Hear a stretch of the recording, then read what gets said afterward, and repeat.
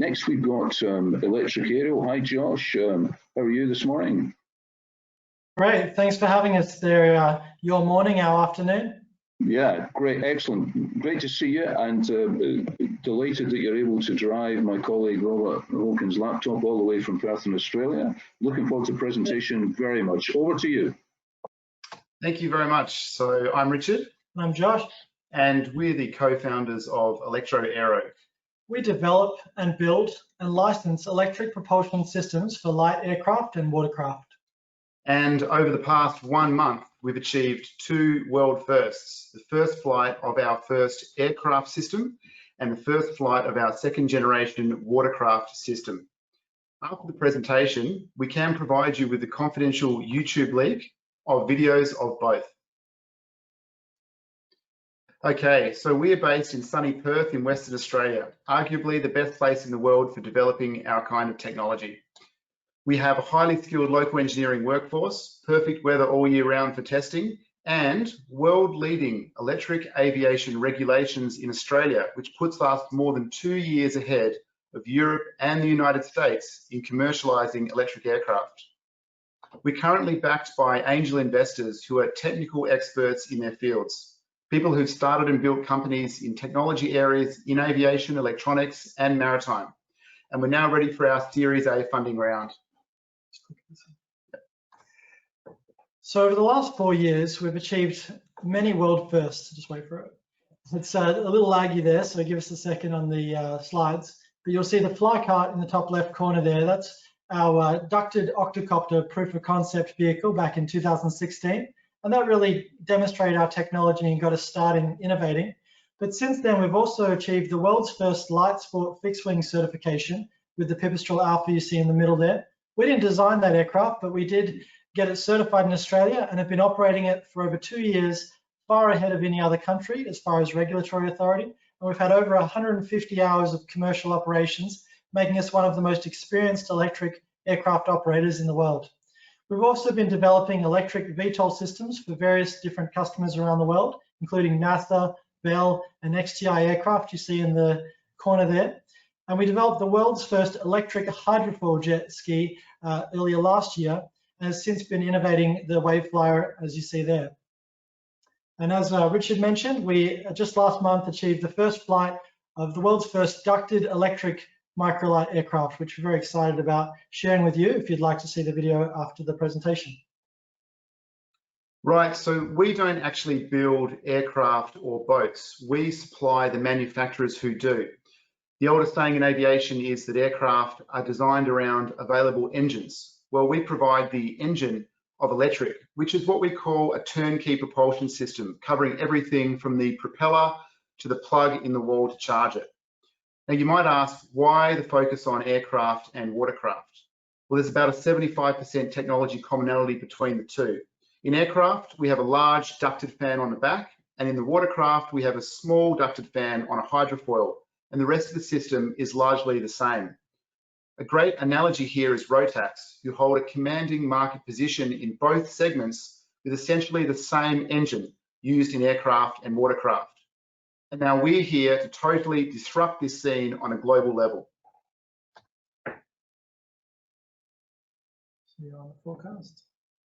So our market is the 30-year upcoming conversion of all light aircraft and watercraft to electric.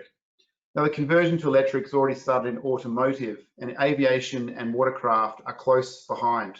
And what we see happening is large numbers of new build electric replacing all the old legacy platforms.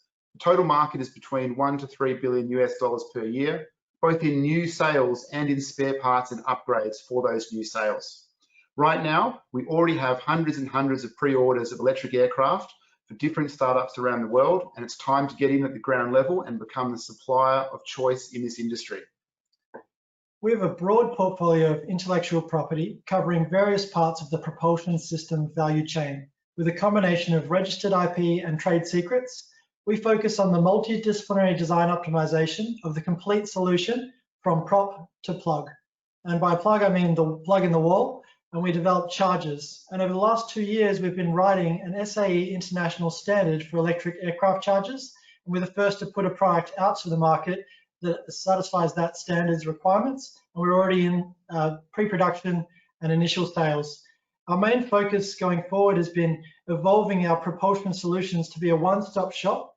Everything from the hydrofoils, the motors, props, speed controllers, batteries, and particularly focusing on the software that ties it all together. It's the glue and conduit that allows us to have an ongoing digital product lifecycle management of our solutions.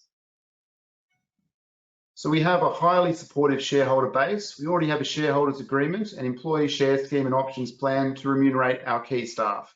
And we're having world leaders in their fields approaching us to work for us. As soon as we raise our capital round, we're going to make some key hires from around the world to really scale rapidly to a global level. Now, our aircraft product roadmap coming up shortly starts with the lowest hanging fruit. Microlight aircraft you see here is built by the world leader, Airborne Australia in New South Wales. We already have the production capacity, sales and distribution channels, service and support channels already established through our aircraft partners to get this product to market and in mass production very quickly. We're targeting mass production for 2021, particularly into the booming Chinese market, where our customer already has a near monopoly position in their segment. From there, our roadmap goes to larger and more complicated aircraft with larger profit margins. Our watercraft roadmap is actually even faster than our aircraft roadmap because of less regulatory hurdles. Although we have a great moat around our aircraft technology because of certification, the watercraft gives us a more immediate opportunity because of less regulatory hurdles. It also allows us to license our technology to high volume manufacturers to really lead the industry, and that's our focus. Initially in military opportunities, that we've had the military approach us for stealth operations with these vehicles, which are quite high profit, and eventually scaling up to high volume recreational vehicles. So far, we've raised $1 million in seed funding, and we've achieved an awful lot with that small amount of capital. We're now seeking $5 million on a pre-money valuation of $20 million. A valuation is very conservative compared to comparables in the US, who are in fact years further away from us in production with less demonstrable prototypes. So we welcome a discussion on how we might work together to get this technology in production as soon as possible and really eat up that market share. We see a Series B or IPO in about the 2-year time frame as our next capital raise. Thank you. We thank you for your time and look forward to answering your questions. Guys, thank you very much. Really exciting roadmaps and fantastic technology. Again, I can see questions are flooding in, and just a word of welcome to colleagues of your own from Australia who've joined us today to listen to all of the pitches. Thanks very much for joining, everybody. John, a difficult task again for you to sift through the questions and pick up themes, but I'll put you on the spot, and over to you to do that now, John. Thanks, Andrew. Great, Josh and Richard, super. Question from Jake Wimble-Covey. A typical issue with aviation is that batteries can't provide sufficient power at an acceptable weight. How does ElectroAero get around that? Well, that's part of our value proposition, is the most efficient conversion from batteries, off-the-shelf batteries, but the top-end batteries available in the market. Our value proposition is how to convert that energy as efficiently as possible to thrust and lift. And with our ducted fan, we've highly optimized to use about 50% less power on takeoff and about 25% less power on cruise. And those savings in energy in the aircraft mean that we can get much longer flight times with smaller batteries and improves the whole value proposition. The other thing to factor in is that motors are substantially smaller than engines. So instead of a big, heavy petrol engine, we've got a much smaller motor, and that frees up a lot more of the aircraft weight for the batteries. We also see a steady improvement of around 8 to 10% of energy density of batteries. So over the next 3 to 5 years, we're seeing a doubling in the endurance that we're going to be able to offer our customers with modular batteries. In the watercraft, it's a similar story. We have a 75% drag reduction by flying on our actively stabilized hydrofoils. That's game-changing efficiency. That's 4 times better endurance than just putting an electric motor in a conventional jet ski. So by flying over the waves and not having the hull push through the waves, we get much better range and endurance with existing battery technology.